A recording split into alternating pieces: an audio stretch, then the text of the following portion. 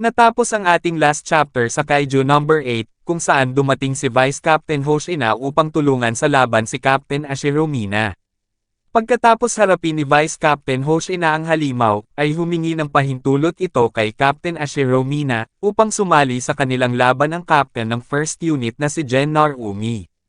Ngayon, atin nang simulang talakayin ang susunod na chapter ng Kaiju number 8, at ito ay ang chapter 116.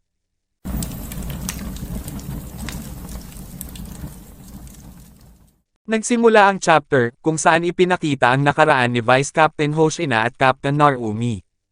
Habang pinagmamasdan ni Captain Narumi si Hoshina na nagte-training, sinabi nito sa kanyang sarili, na hindi ko siya nagustuhan mula noong una kaming magkita. Tinitingnan ko pa lang siya, naiinis na ako sa kanya. Naaalala ko sa kanya ang nakatatandang kapatid niya.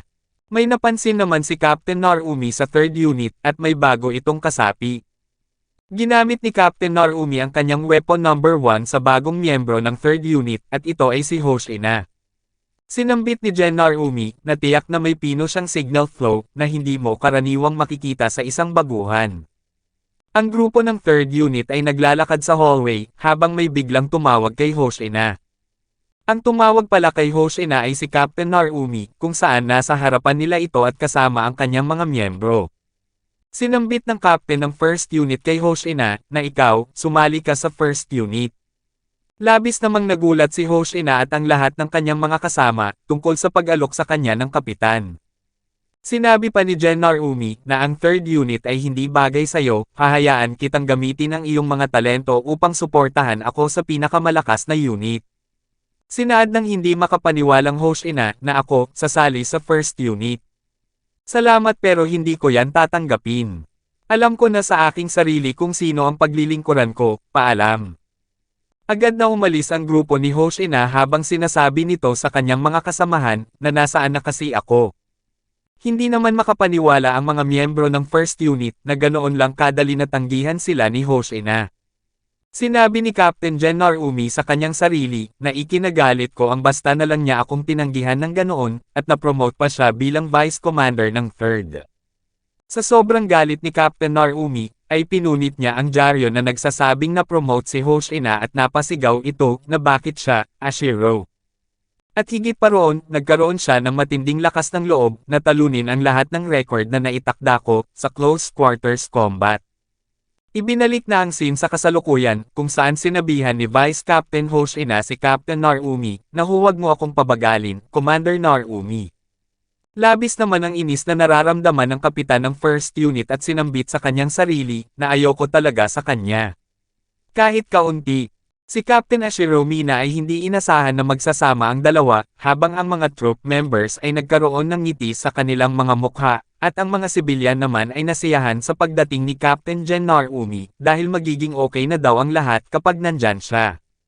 Bigla namang umatake ang Daikeje patungo sa kinalalagyan ni Narumi, na napansin naman ng kapitan ng first unit.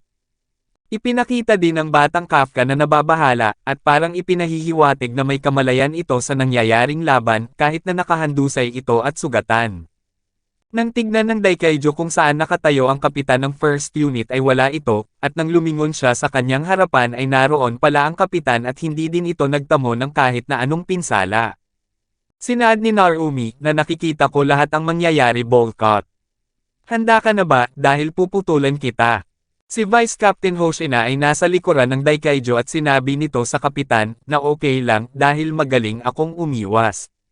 Sabay na kumilos si Captain Narumi at Vice Captain Hoshina, upang lapitan ang halimaw at atakihin ito gamit ang kanilang sandata. Si Captain Narumi ay ginamit ang kanyang troop-style bayonet technique second form, slash and fire. Pagkatapos pakawalan ni Gen Narumi ang kanyang technique, ay lumikha ito ng napakalakas na pagsabog na nagpayanig sa kanilang kinatatayuan. Habang nanonood si Kurusu sa laban, sinabi nito sa kanyang isipan, na kapag ang commander ay lumalaban gamit ang buong lakas, ang mga troop members na may released force na 60% o mas mababa ay ipinagbabawal na pumasok sa paligid. Ito ay dahil ang kanilang lakas ay katumbas ng isang mega monster, kung may troop member ang nakalapit sa kanila, ay agad silang mamamatay. Lalo na kapag ginagamit ni Commander Narumi ang Weapon Number 1 at nagtataglay ng pinakamalakas na kapangyarihan sa buong Japan, wala ni isang troop member ang makakaligtas kung nasa loob ng 100 metro sa kanya. Sa kabila ng lahat ng iyon, si Vice Commander Hoshina ay malayang ginagamit ang kanyang mga kasanayan sa loob ng domain ni Narumi. Si Vice Captain Hoshina ay nilapitan ng Daikaiju at nagpakawala ito ng isang slash habang nagpaula naman ng pag-atake si Commander Narumi sa halimaw. Patuloy na inaatake ni Captain Narumi at Vice Captain Hoshina ang Daikaiju. Bigla namang napunta ang halimaw sa likuran ni Hoshina habang si Narumi ay nasa kanyang harapan at sinabi na huwag kang yuyuko, boycott ang buhok. Yumuko si Vice Captain Hoshina habang nagpakawala ng malaking slash si Narumi patungo sa kanilang kalaban. Nagawa namang maiwasan ng Daikaiju ang pag-atake sa kanya, ngunit nakita ng kapangyarihan ng Weapon Number 1 kung saan ito nagtungo at agad na nilapitan ito ni Narumi. Bigla namang nagsalita ang Weapon Number 10 at sinambit kay Hoshina na anong meron sa taon na ito. Ang lakas niya at gusto ko rin siyang labanan. Sinambit ni Hoshina na huwag kang magbiro. Iyon ang isang halimaw na gusto kong iwasan na labanan kahit ano pa man ang kapalit. Habang nilalabanan ng dalawang malalakas na miyembro ng Defense Force, ay labis na humahanga ang operator sa kanila. Sinaad ng operator na ito ay halos isang tag team ng dalawang pangunahing espesyalista sa close combat ng Defense Force ng Japan. Tinignan ni Vice Captain Hoshina ang nakahandusay na si Kafka at sinabi sa kanyang isipan na kahit na makaligtas si Kafka, ay nasa limitasyon na siya, hindi namin kayang ipagpatuloy ang laban sa bagay na ito, sa pagkakataong ito, si Commander Narumi at ako, ang magpapabagsak dito. Ginamit ni Hoshina ang kanyang 6th form, na Straight Strike 7 Blades, habang sa kabila naman umatake si Commander Narumi. Sa hindi inaasahan, ay biglang napigilan ng Daikaiju ang mga sandata ng dalawa gamit lamang ang kanyang mga kamay. Labis na nagulat sina Narumi at Hoshina sa nagawa ng kanilang kalaban, habang biglang lumaki ang mga mata na nasa tiyan ng Daikaiju, at tila parang sasabog ito. Bigla namang inilipat ang scene kay Kafka, kung saan ito ay lumulubog sa tubig. Sinabi ng ating bida sa kanyang sarili, na naririnig ko silang naglalaban, hindi pa ito natatapos kaya hayaan mo akong bumalik, kailangan kong bumalik. May bigla namang kumausap kay Kafka Habino at sinambit na iyan ba ang gusto mo? Gusto mo pa bang makipaglaban? Naguguluhan si Kafka sa nangyayari at tinanong kung sino ang nagsasalita. Sinabi ng misteryosong nilalang na talaga bang nais mong bumalik sa larangan ng labanan sa kabila ng pagkakaroon ng mga malubhang sugat. Sinaad ni Kafka na sino ka? Sa totoo lang, hindi mahalaga kung sino ka. Yun nga ang gusto ko. Wala na akong pake kung ano man ang mangyari sa akin. Gusto kong lumaban kasama si Mina at ang aking mga kaibigan.